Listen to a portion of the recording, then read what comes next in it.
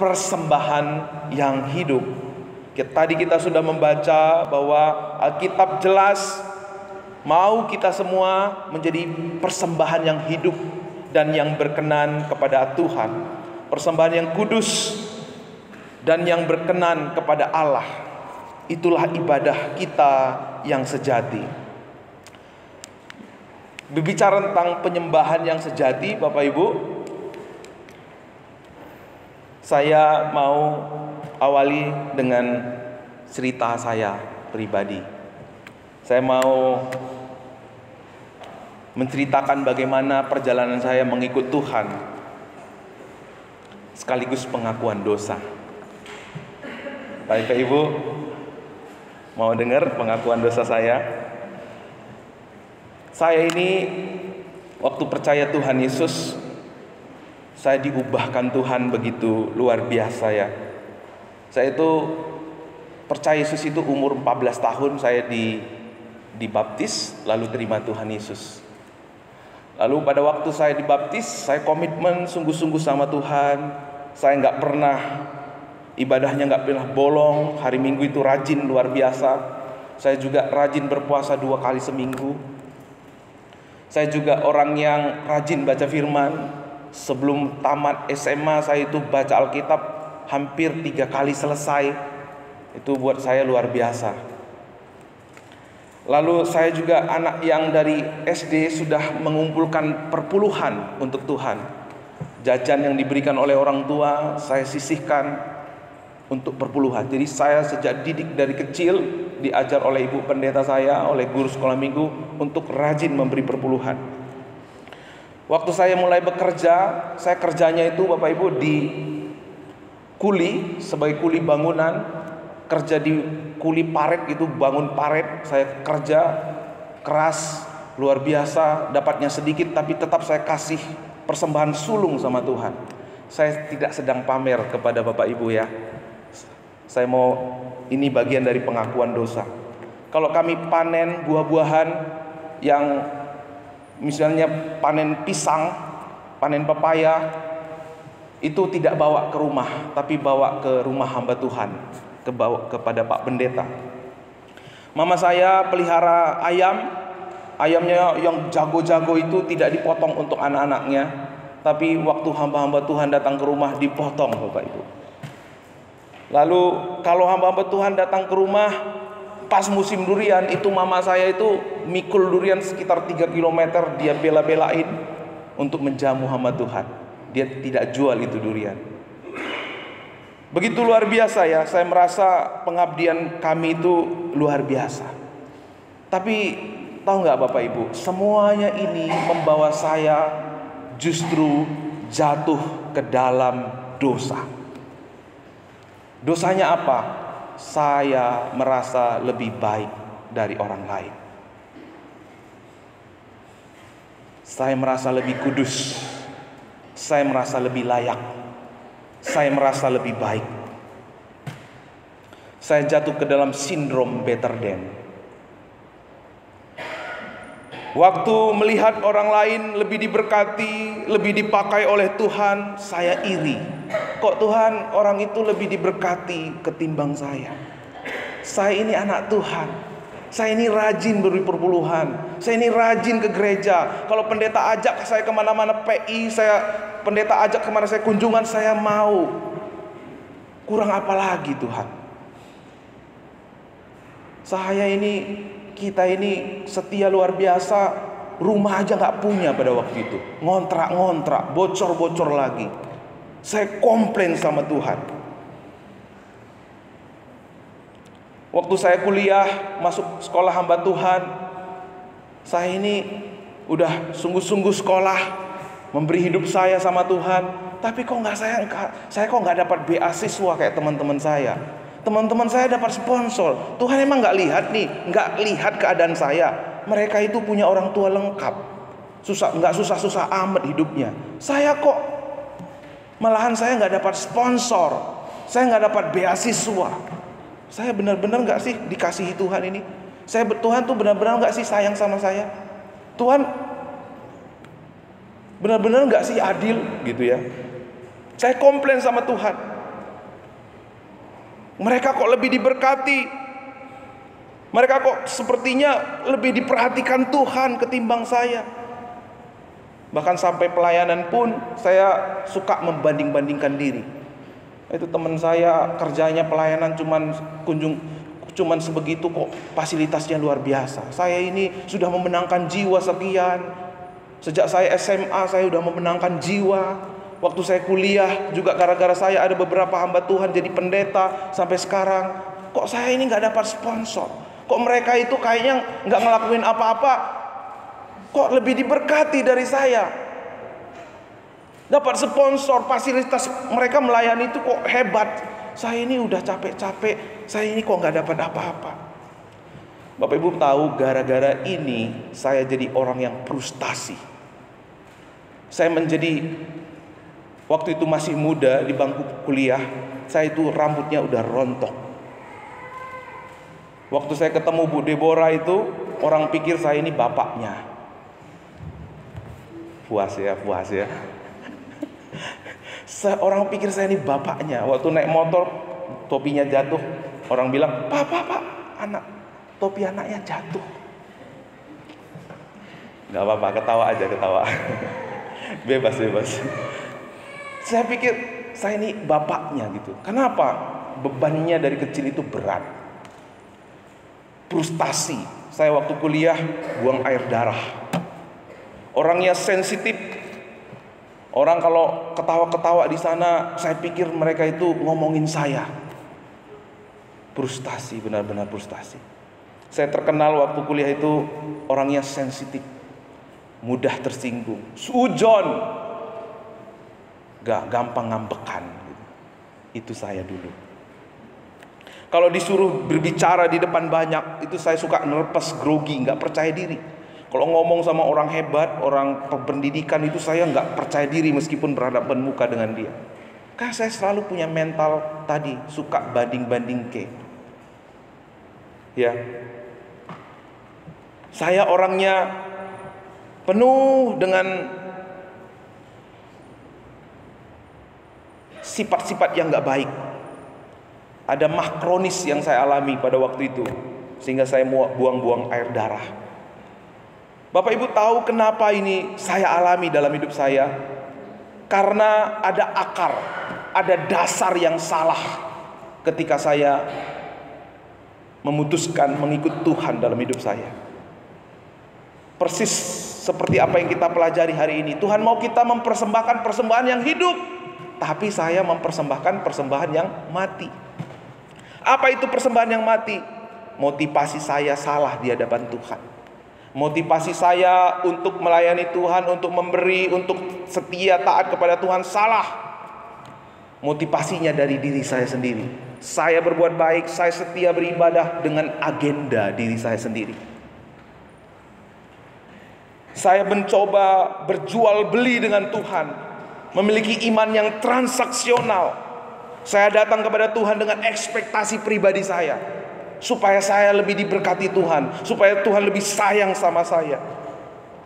Semuanya ini adalah akar kefrustasian saya, kehidupan saya yang tidak jadi berkat, yang pada akhirnya membuat saya capek, letih, kecewa sama Tuhan. Sama Tuhan saya kecewa, apalagi sama manusia.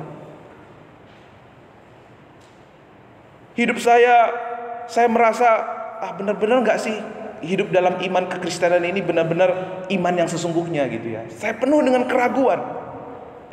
Saya pada akhirnya menjadi orang yang kecewa, memberontak, komplain sama Tuhan karena akarnya salah. Akarnya adalah demon minded. Melakukan sesuatu sebagai transaksional, berjual beli dengan Tuhan. Saya mencoba memanfaatkan Tuhan untuk kepentingan saya. Saya berbuat baik kepada orang, saya mencoba memanfaatkan kebaikan saya kepada orang supaya orang berbuat baik kepada saya. Sebenarnya ini adalah kejahatan yang dibalut dengan kebaikan. Apapun yang kita lakukan yang tampaknya baik, tetapi kalau motivasinya nggak baik, itu adalah kejahatan yang dibalut dengan kebaikan, yang pada akhirnya akan membawa kita kepada natur dosa kita, yang akan kembali membuat kita membanding-bandingkan diri seperti jemaat Tesalonika. Tidak ada damai sejahtera di sana. Ini adalah akar kekristenan. Kenapa kekristenan tidak berbuah? Kenapa kekristenan tidak menjadi terang dan garam? Saya rindu jemaat Tuhan di tempat ini tidak mengalami seperti yang saya alami. Amin. Cukup saya ngalamin, gak enak saudara. Semoga mungkin Bapak Ibu di sini gak ngalamin seperti saya. Mungkin saya saja yang ngalamin. Bapak Ibu mungkin lebih daripada itu. Tapi saya mau kita belajar bersama-sama. Jangan kesetiaan kita, jangan kebaikan kita salah motivasinya. Karena akan membawa kita kepada penjerumusan diri kita sendiri. Karena saya melihat jemaat di sini, saya bersyukur ya, luar biasa baik. Pengorbanannya, kesungguhannya luar biasa. Saya angkat jempol. Waktu kami pulang kampung beberapa waktu yang lalu, karena orang tua kami dipanggil Tuhan, ada seorang anak Tuhan, jemaat Tuhan telepon saya. Jemaat ini gak pernah komplain Bapak Ibu. Jemaat ini gak pernah banyak ngomong, tapi diam-diam dia memperhatikan hamba Tuhan. Pak, saya beliin ya tiket untuk Bapak sekeluarga supaya pulang ke Bogor gak capek-capek. Wah, luar biasa. Tapi memang waktu itu kebetulan kami ada acara di Cilegon. Maaf, makasih ya untuk berkatnya. Tapi yang saya maksud Bapak Ibu, jangan kebaikan yang kita lakukan itu motivasinya seperti yang saya alami. Saya mencoba membuat Tuhan berhutang pada diri saya. Saya mencoba membuat Tuhan harus melakukan sesuatu sebagai imbalan atas apa yang saya kerjakan, apa yang saya lakukan kepada Dia. Waktu saya bergumul, hidup saya penuh dengan ketidaknyamanan, jauh dari damai sejahtera. Pada waktu itu Tuhan ngomong sama saya, ingat Kas, siapa dirimu dulu Kas. Ingat siapa dirimu waktu belum kenal Tuhan. Kamu itu tukang melawan orang tua. Kamu itu tukang berantem. Mama saya cerita, waktu itu mama saya jualan kedai sampah gitu. Kalau ada orang tua, ibu-ibu bawa anaknya pulang pasti nangis. Pasti saya hantem situ anaknya. Saya ingat dirimu dulu Kas, tukang berantem, tukang lawan orang tua. Ingat dulu dirimu Kasta, kamu itu dulu pencuri ayam. Ini pencuri ayam dulu ya. Waktu kami ngangon ke ladang, dilempar dulu ayam orang supaya bisa panggang nanti di tempat ngangon. Tukang curi ayam. Tukang nembak burung merpati orang. Kalau dapat itu dimasak gitu ya. Pengalaman waktu di sekolah saya pasti ingat sampai sekarang. Supaya mendapatkan perhatian dari guru-guru itu, saya sengaja pagi-pagi cepat datang, berantakin bangku sekolah. Lalu bilang sama bu guru, bapak guru, Pak, itu di dalam kelas bangkunya berantakan. Padahal saya sendiri yang berantakin. Itu diri saya dulu. Waktu saya kecil, satu kalimat yang sering ditujukan kepada saya oleh orang-orang sekeliling saya, dia bilang apa? Kasta, kamu kayak bapakmu kamu. Karena bapak saya itu preman.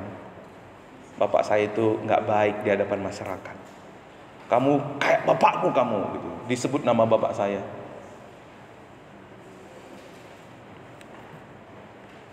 Kalau ditanya, Kasta kamu nanti mau jadi apa besar? Saya jawabnya apa? Jadi preman. Itu saya dulu Bapak Ibu. Waktu saya melihat masa lalu saya lihat apa yang Tuhan perbuat dalam hidup saya. Kalau hari ini saya berdiri di tempat ini, itu semua adalah anugerah Tuhan. Orang gak percaya, kalau saya pulang ke kampung, orang banyak gak percaya saya bisa jadi pendeta. Itu semua karena kemurahan Tuhan. Melihat kemurahan Tuhan, mengingat kebaikan Tuhan yang begitu luar biasa, menebus hidup saya. Dia mati buat saya. Dia memilih saya, menetapkan saya, memanggil saya, menguduskan saya, membenarkan saya. Itu berkat yang terbesar yang boleh saya alami dalam hidup saya. Yang mengampuni dosa saya yang dulu, sekarang, dan yang akan datang. Makanya disebut good news, berita baik. Tuhan begitu baik. Tuhan sangat baik. Tuhan melupakan semua pelanggaran saya. Tuhan tidak mengingat-ingat lagi pelanggaran saya. Siapa saya? Kenapa saya berani-berani menuntut Tuhan? Kenapa saya berani-berani memanfaatkan Tuhan selama ini? Waktu saya merenungkan apa yang Tuhan sudah buat dalam hidup saya, saudara, di situ saya dipulihkan Tuhan.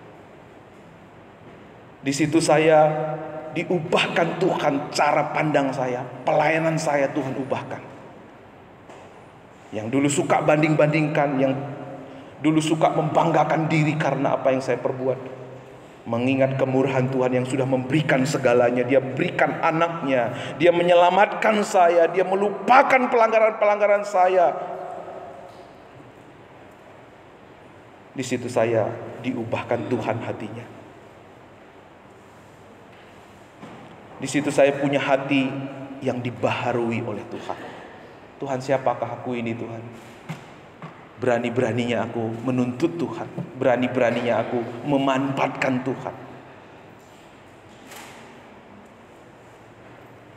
Segala sesuatu Tuhan sudah berikan buat kita.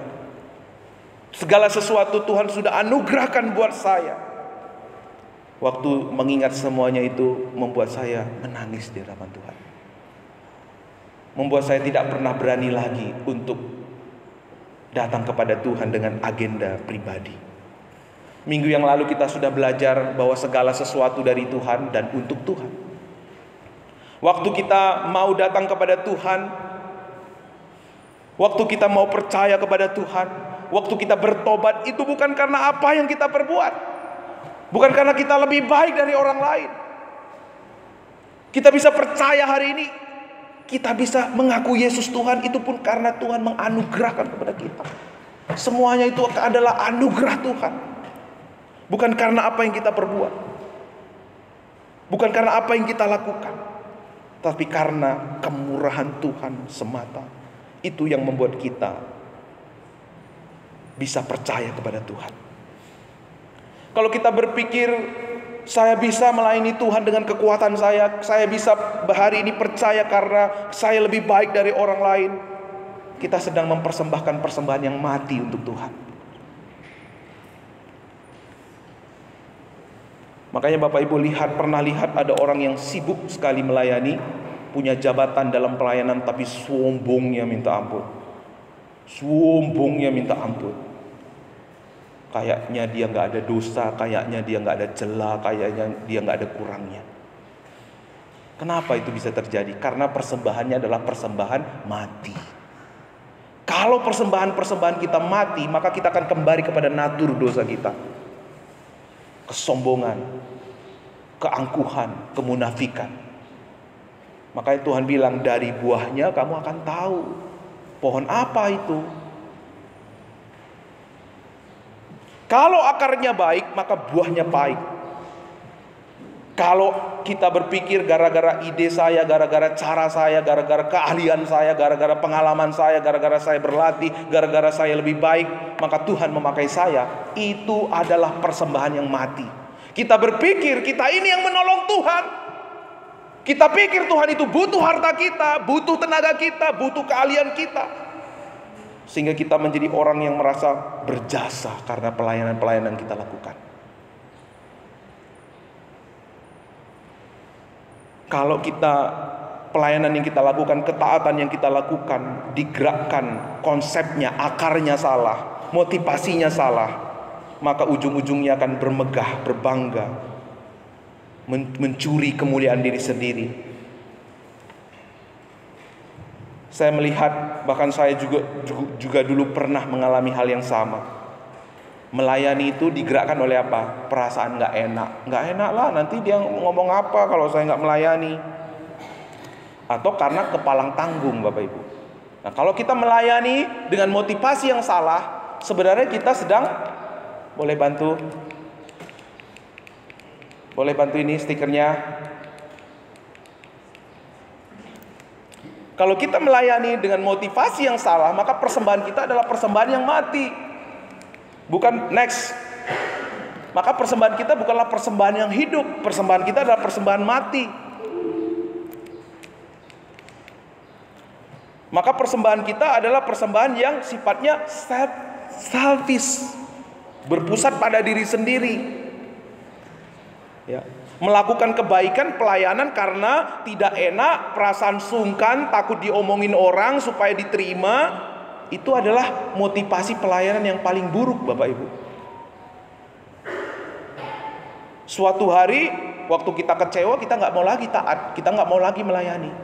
Suatu hari ketika kita perasaannya udah kecewa, kita nggak mau lagi melayani. Atau mungkin ada yang melayani dengan rasa bersalah. Pak, saya ini dosanya banyak, Pak. Saya mau melayani Tuhan mulai dari sekarang. Kenapa, Pak? Supaya dosa saya berkurang, supaya nanti Tuhan tidak menghukum saya. Itu juga motivasi yang buruk, Bapak Ibu. Karena pelayanan yang kita lakukan, ketaatan yang kita lakukan, tidak siapapun di antara kita yang bisa menganulir dosa-dosa kita karena perbuatan kita.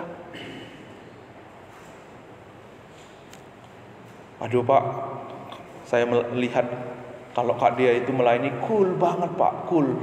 Saya kepinginlah ikut pelayanan juga. Pada waktu saudara tidak merasa cool lagi, saudara nggak mau melayani. Keren, jago-jagoan, gagah-gagahan, kelihatan seru, ikut-ikutan melayani. Ada gesekan sedikit udah mutung, kayak genjer, kayak kerupuk disiram air gitu. Kenapa? Motivasinya salah. Seperti saya yang saya alami, saya kecewa, saya frustasi. Tuhan nggak mau jemaat Tuhan di sini mengalami seperti yang saya alami. Atau mungkin perasaan kewajiban, gimana Pak? Saya kan udah jadi anggota di Gereja Baptis Baton. Kalau saya nggak melayani, nanti apa kata orang? Saudara dengar baik, kalau motivasi kita salah dalam melayani, sebenarnya kita sedang mempersembahkan persembahan yang mati. Akan membuat kita semakin serupa dengan dunia ini, bukan menjadi serupa seperti Allah. Akan membuat kita menjadi serupa dengan dunia ini. Kita akan dikuasai oleh natur dosa kita, kesombongan, keangkuhan, kemunafikan yang menguasai kita. Ada mental persaingan, ada sindrom better than, ada mental jasa yang akan menguasai kita. Waktu kita merasa mulai gak nyaman, kecewa, gak asik lagi, bosan, capek, kita mulai mundur dan meninggalkan pelayanan. Bahkan saudara, waktu saudara berbuat baik, waktu saudara melakukan sesuatu ketaatan supaya orang lain bertobat, juga itu adalah motivasi yang salah. Mungkin saudara kaget dengar ini. Waktu saudara berbuat baik, taat supaya orang lain bertobat, itu juga motivasi yang salah. Karena waktu orang itu bertobat, kita akan berpikir gara-gara saya kamu bertobat. Waktu orang itu gak menghargai saudara sebagai orang yang merasa karena saudara orang itu bertobat, saudara jadi marah.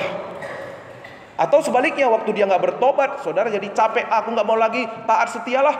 Udah aku taat setia, aku mencoba berusaha menjadikan hidup saya menjadi kesaksian, dia gak bertobat juga, saudara menjadi mutung.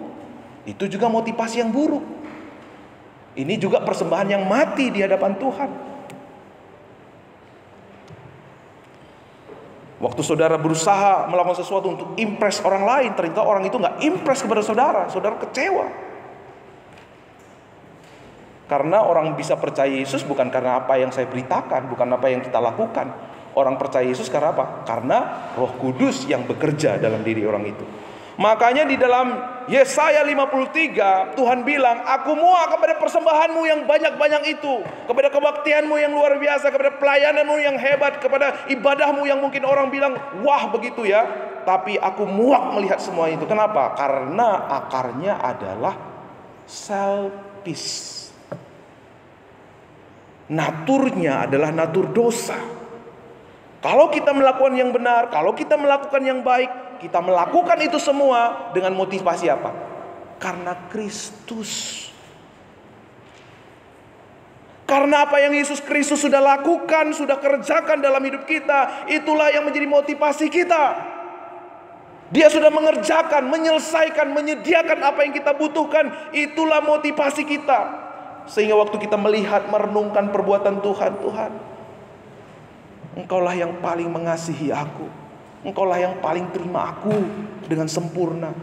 Aku gak mau hidup untuk yang lain. Aku gak mau hidup untuk apapun untuk dunia ini. Karena Engkau yang paling terima aku, paling mengasihiku. Aku mau hidup untuk Tuhan. Hati kita, waktu kita sungguh-sungguh mengalami kasih Tuhan, menyadari kebaikan Tuhan, pasti hati kita akan penuh dengan syukur. Hati kita akan terpesona terhadap perbuatannya.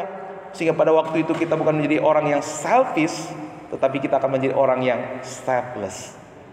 Melakukan sesuatu karena apa yang Tuhan sudah perbuat di dalam kehidupan kita. Makanya dikatakan, saudara, next, tolong ya. Makanya dikatakan di dalam firman Tuhan tadi, pembaharuan budi. Bagaimana kita bisa menjadi orang-orang yang selfless? Kita harus mengalami pembaharuan budi. Dalam bahasanya, aslinya apa? Metanoia. Change your mind. Motivasi kita apa? Waktu kita mau memberi yang terbaik kepada Tuhan, itu motivasi kita. Makanya di ayat 1 di pasal pertama dikatakan, karena itu saudara-saudara. Artinya apa? Kalimat di ayat pertama ini adalah kesimpulan dari narasi sebelumnya. Disimpulkan dari apa? Statement-statement sebelumnya. Karena itu apa, saudara? Karena itu apa? Karena apa? Next.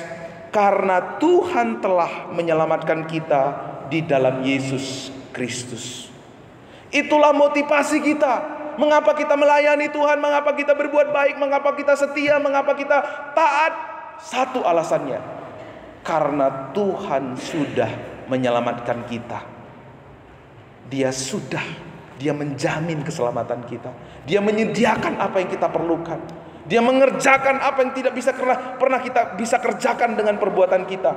Makanya dikatakan di dalam Roma, tetapi sekarang tanpa hukum Taurat kebenaran Allah telah dinyatakan seperti yang disaksikan dalam kitab Taurat dan kitab para nabi, yaitu kebenaran Allah karena iman dalam Yesus Kristus bagi semua orang yang percaya. Sebab tidak ada perbedaan, karena semua orang telah berbuat dosa dan telah kehilangan kemuliaan Allah, dan oleh kasih karunia telah dibenarkan dengan cuma-cuma karena penebusan dalam Kristus.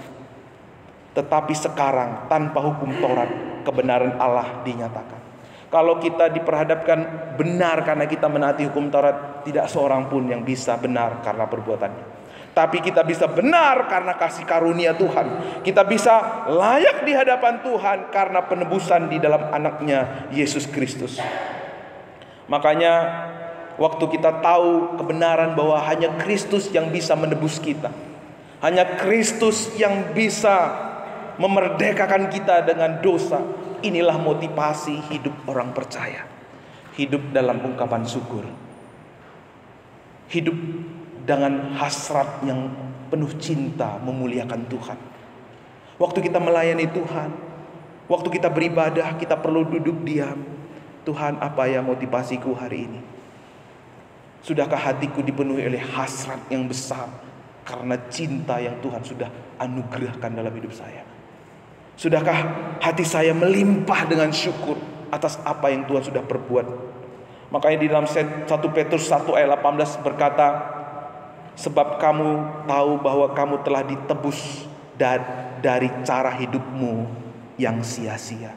Kita semua yang percaya Yesus, Tuhan sudah jamin kita dengan keselamatan kita. Dia juga udah tebus kita dari cara hidup kita yang lama. Cara hidup di sini dalam kata lain itu pola hidupmu yang lama. Kalau pola hidup kita yang lama, apa saudara? Saya berbuat baik kepada orang lain, pikir itu apa? Waktu saya menyembah kepada Tuhan, apa yang saya terima dari Tuhan? Waktu saya melayani Tuhan berbuat baik selalu di latar belakangnya supaya. Tetapi waktu saya tahu saya sudah ditebus dari cara hidup yang lama, Tuhan sudah memberi saya keselamatan, bukan lagi supaya, tetapi karena. Amin. Yang mengerti kata amin. Saya memberi, saya melayani, saya berbuat baik karena Tuhan sudah begitu baik. Karena Tuhan begitu penuh kasih, Dia menyediakan apa yang saya tidak pernah bisa sediakan. Dia menganugerahkan apa yang tidak saya pernah bisa kejar dengan perbuatan saya. Maka saya mau hidup untuk Tuhan. Bapak Ibu masih ingat ya, saya cerita tentang budak yang ditebus. Budak ini dijual sama pemiliknya. Waktu seorang pria membeli, dia lihat-lihat, justru dia diludahin. Ternyata pria ini membeli lalu membawa pulang, sampai di rumah dimandiin, dikasih baju yang baru, masih diludahin juga. Tapi pada waktu itu sang pria ini buka pintu rumahnya, "Kamu mulai sekarang bebas. Kamu aku beli bukan untuk jadi budak, tetapi untuk aku bebaskan." Tapi perempuan ini bilang, ya sambil menangis, dan dia berkata, "Tuhan, mulai sekarang aku tidak mau pergi dari rumah ini. Aku mau menjadi hamba buat kamu. Karena aku tidak pernah menemukan orang sebaik Tuhan. Aku gak pernah menemukan orang seperti Tuhan. Maka aku mau menyerahkan hidupku untuk Tuhan." Seperti itulah seharusnya kita. Waktu kita menyadari Tuhan itu memerdekakan kita, kita gak mau kasih hati kita kepada yang lain, kita gak mau pergi kepada yang lain, kita mau menyerahkan hidup kita kepada Tuhan. Dan kalau kita berbuat baik, kalau kita mengerjakan sesuatu, bukan supaya Tuhan kita berkenan kepada kita, karena kita tahu Dia sudah berkenan, Dia sudah mengasihi kita, Dia sudah menerima kita, Dia sudah menghargai kita. Dia yang maha hina mau menjadi Dia yang maha mulia mau datang kepada kita yang maha hina. Kita yang maha rendah dihampiri oleh yang maha tinggi. Kita yang maha miskin diperhatikan oleh yang maha kaya. Kita yang maha lemah didatangi oleh yang maha kuat. Bagaimana mungkin tidak kita mempersembahkan hidup kita kepada Tuhan? Waktu kita datang kepada Tuhan, melayani Tuhan, semuanya didasari oleh rasa syukur. Itulah persembahan yang hidup, yang membawa kita semakin serupa dengan Kristus. Amin. Makanya saya, meskipun saya puasa, banyak berbuat baik, beribadah, ikut pelayanan, enggak membuat saya semakin serupa dengan Kristus. Malah saya apa? Komplain, banding-bandingkan sama orang, melihat orang lebih hebat, iri, kepingin menjatuhkan orang itu. Kalau kita memiliki pembaruan akal budi, kita punya cara pandang yang berbeda, kita punya pola pikir yang diubah oleh Tuhan. Waktu saudara melihat orang lain diberkati, puji Tuhan, kalau dia diberkati, aku juga diberkati. Haleluya. Waktu saudara melihat orang yang tidak sebaik saudara, saudara tidak lagi menghakimi orang itu. Saudara akan tidak merasa lebih hebat dari orang itu. Saudara akan berpikir, apa yang saya lakukan Tuhan supaya menolong saudara saya ini, bersama-sama saya melayani Tuhan, bertumbuh bersama-sama. Maka gereja kita kalau dipenuhi oleh orang seperti ini, pasti enggak, waktu dia datang ke gereja ini, besok-besok dia datang lagi. Kenapa? Di sini ada atmosfer yang berbeda. Amin. Di sini orangnya lovely, penuh kasih, perhatian, menghargai, memanusiakan manusia. Indomaret aja memanusiakan manusia, Bapak Ibu. Masa gereja enggak memanusiakan manusia? Ya kan? Tapi kalau selfish, kita nggak memanusiakan manusia. Kita akan memanfaatkan manusia. Kelihatannya ini orang manfaat ini, kita deketin gitu ya. Tapi kalau nggak manfaat, kita abaikan. Kenapa? Dasarnya adalah selfish. Kalau selfless, kita sungguh-sungguh menyadari semua adalah anugerah Tuhan, maka kita akan memiliki apa? Bapak Ibu masih ingat apa arti proskuneo? Masih ingat? Proskuneo itu hati yang menyembah Tuhan, hati yang menghargai Tuhan, hati yang menghormati. Kalau Bapak Ibu punya anjing, saya punya anjing, kadang-kadang anjing saya nakal, saya pukul, saya nggak kasih makan, dia tetap datang sama saya. Memiliki proskuneo. Karena kita tahu tanpa hukum Taurat kita nggak bisa benar, tanpa kasih Tuhan kita nggak mungkin hidupnya dibenarkan, kita nggak mungkin dilayakkan. Dengan hukum Taurat tidak seorang pun kita benar, tapi oleh karena kasih karunia Tuhan kita dibenarkan oleh Tuhan. Hukum Taurat itu sifatnya menuntut do, lakukan, atau do not, atau jangan lakukan. Tapi apakah ada manusia berhasil untuk menjadi benar? Nggak ada yang bisa benar. Apakah ada manusia yang menjadi suci karena melakukan hukum Taurat? Nggak ada. Apakah ada orang yang berhasil untuk tidak melakukan yang nggak baik? Nggak ada. Atau mungkin ada di antara saudara yang berhasil melakukan hukum Taurat. Biar kita belajar dari saudara yang bisa melakukannya. Tapi grace, anugerah, Fokusnya bukan kepada kita, tapi kepada Yesus. Bukan kepada apa yang kita perbuat, tetapi apa yang diperbuat oleh Tuhan Yesus. Tuhan Yesus datang ke dunia, Dia membenarkan kita. Tuhan Yesus datang ke dunia, Dia menguduskan kita. Tuhan Yesus datang ke dunia untuk memuliakan kita. Waktu kita ada dalam Yesus, kebenaran Yesus menjadi kebenaran kita. Waktu kita percaya Yesus, ketaatan Yesus menjadi ketaatan kita. Memang ketaatan kita nggak sempurna, tapi waktu kita lakukan ketaatan itu dalam Kristus, kita sudah berhasil. Makanya saudara, ketaatan kita di dalam Tuhan, keberhasilan ketaatan kita di dalam Tuhan bukan diukur dari hasil, tetapi diukur dari waktu kita mau punya hati yang taat, di situ kita berhasil. Seringkali kita diperhadapkan dengan apa? Jiwa. Pak Daniel, pikirin orang itu. Tuhan, bagaimana? Ngomong apa saya? Nanti kalau dia jawab ini, ngomong apa saya? Kita sering dihakimi ya, seperti saya juga pernah. Tapi saudara, bagian kita bukanlah bagaimana buat orang itu percaya.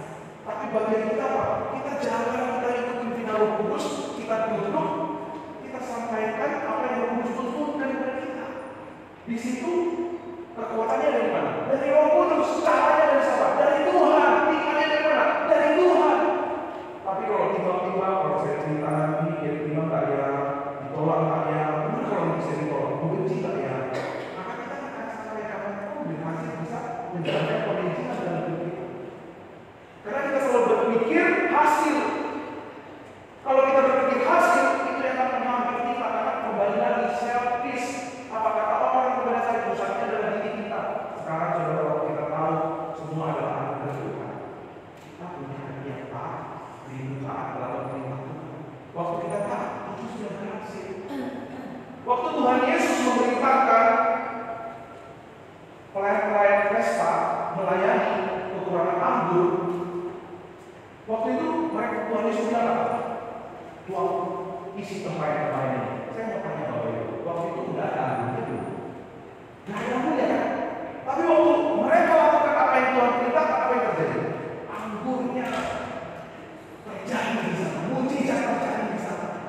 Waktu Tuhan Yesus suruh bangsa Israel menyeberangi ke Laut Merah itu, emang waktu mereka melihat lautnya udah terbelah? Enggak. Tapi waktu Musa mengangkat tangannya mengikuti perintah Tuhan, mujizat terjadi.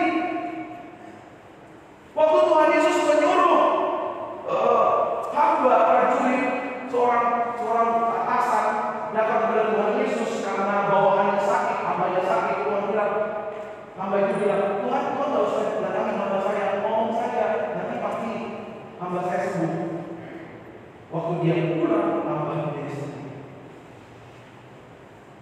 Waktu Petrus berjalan di atas air, emang waktu itu Petrus melihat dengan matanya dia bisa dengan mudahnya bisa sendiri.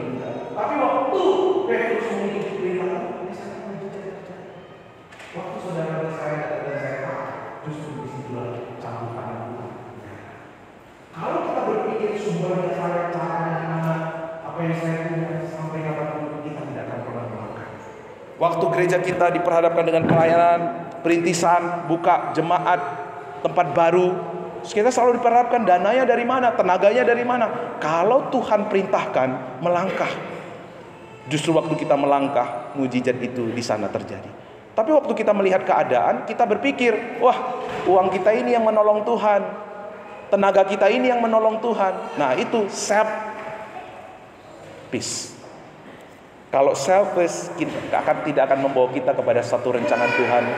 Kita tidak akan melihat pekerjaan Tuhan yang lebih lagi.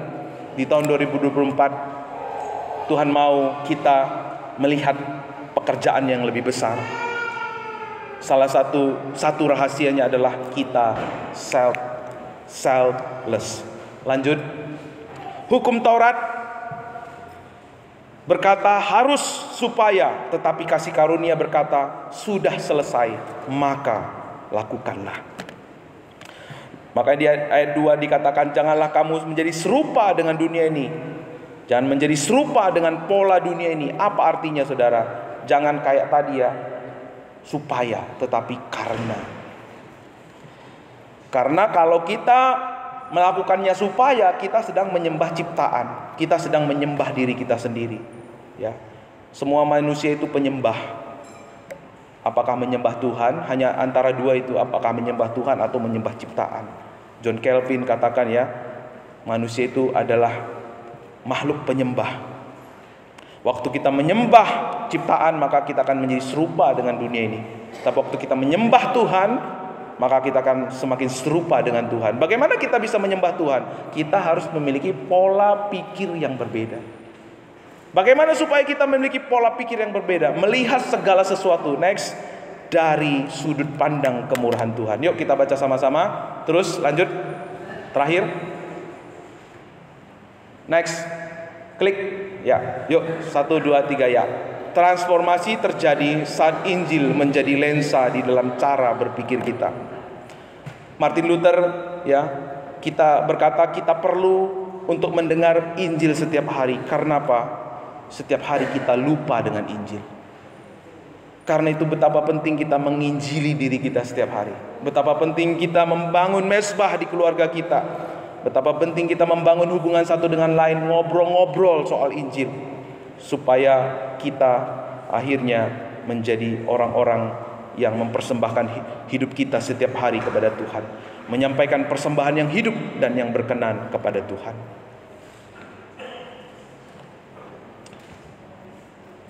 Bukan lagi waktu kita sungguh-sungguh mendasari semuanya adalah karena anugerah Tuhan, kita nggak akan memikirkan hal-hal yang lebih tinggi yang patut kita pikirkan. Itu bicara soal apa? Kita pikir kita yang menolong Tuhan. Kita pikir kita yang memanfaatkan Tuhan untuk kepentingan kita. Nah itu makanya dikatakan janganlah kamu memikirkan hal-hal yang lebih tinggi yang patut kamu pikirkan.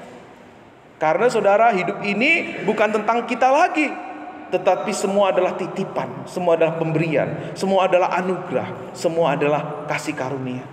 Waktu kita menyadari semua ini adalah anugerah Tuhan,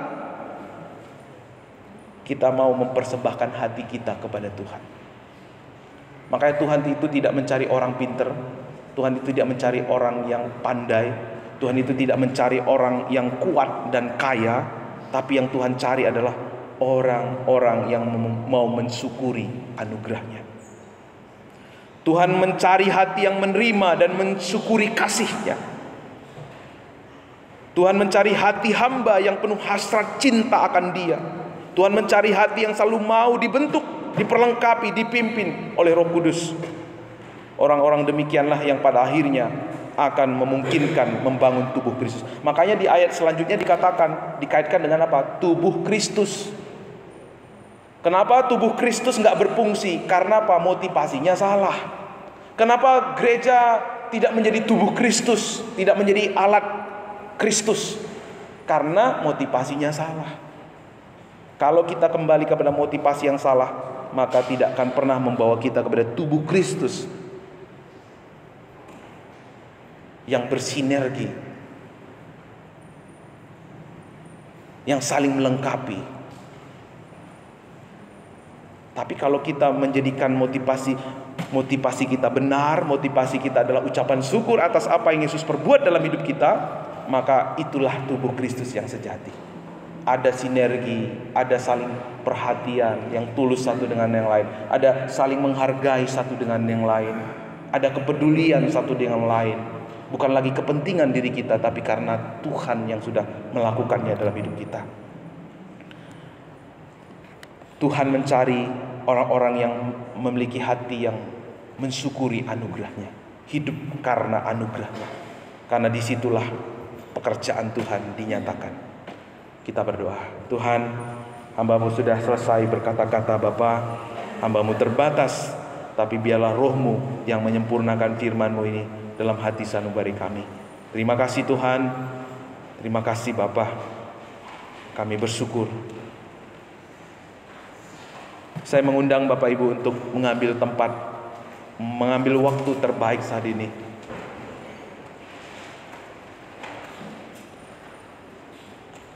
Mari arahkan hati kita, teduhkan hati kita, biarkan firman-Nya berbicara kepada kita. Kalau di waktu-waktu yang lalu sering sekali kita membawa motivasi yang salah. Kalau sering sekali motivasinya dari diri kita, kita berpikir caranya dari kita, kekuatannya dari kita, hikmatnya dari diri kita. Kita berpikir kita sumber, kita berpikir kitalah yang menolong Tuhan, sehingga kita tidak taat karena kita melihat keadaan, melihat apa yang ada pada kita. Hari ini mari datang pribadi, lepas pribadi datang pada Tuhan. Akui selama ini bagaimana kita taat kepada Tuhan. Apakah taat karena melihat? Apakah kita mau mengikuti apa yang Tuhan katakan, tergantung situasi, kondisi, dan keadaan? Kalau itu saudara, berarti persembahan yang kita persembahkan selama ini adalah persembahan yang mati, bukan persembahan yang hidup. Kalau ternyata selama ini saudara, motivasi saudara melayani karena perasaan gak enak, itu pun persembahan yang mati di hadapan Tuhan. Kalau mungkin saudara ini selama ini motivasi pelayanan supaya keren-kerenan, supaya terlihat lebih cool, lebih luar biasa, kelihatan hebat, itu juga motivasi yang salah. Itu adalah persembahan yang mati di hadapan Tuhan. Semuanya ini akan membawa kita kepada natur dosa kita, membuat kita capek, letih, lesu. Tapi hari ini biar rohnya membaharui kita dengan kebenaran firman-Nya. Tuhan mau kita hidup dalam dimensi iman yang Tuhan sudah kerjakan dalam hidup kita. Tuhan hari ini minta kepada Tuhan, Tuhan ubahlah pola pikirku. Tuhan biarlah hari ini aku mengalami pembaharuan akal budi dalam hidupku. Tuhan ubahkan motivasi-motivasiku. Mulai hari ini aku mau menjadi pelayan-pelayan Tuhan yang selfless. Aku mau melakukannya sebagai ungkapan syukur, nothing tulus, tidak punya agenda, tidak punya maksud, tidak sedang berjual beli kepada Tuhan lagi, tetapi hidup bagi kemuliaan Tuhan. Hidup mau dipuji kayak mau dihargai kayak, aku mau tetap melayani Tuhan karena Tuhan yang paling peduli, Tuhan yang paling mengerti atas hidupku. Di sana saudara akan melihat diri saudara, diri kita yang sederhana, gereja kita yang sederhana akan menjadi tubuh Kristus, menyatakan kehadiran Kristus, menyatakan pekerjaan Kristus. Sama seperti Petrus waktu dia taat, justru di sana dia melihat mujizat. Sama seperti pelayan-pelayan yang membawa tempayan-tempayan, justru mereka taat, di situ mujizat terjadi. Sama seperti Musa, waktu Musa mengangkat tangan, di situ justru mujizat terjadi. Sama seperti Musa memukul batu, di sana keluar air. Allah melakukan mujizat. Waktu Musa taat, di sana terjadi mujizat. Waktu saudara dan saya melangkah karena hanya percaya, karena itu kata Tuhan, karena itu Tuhan sudah yang Tuhan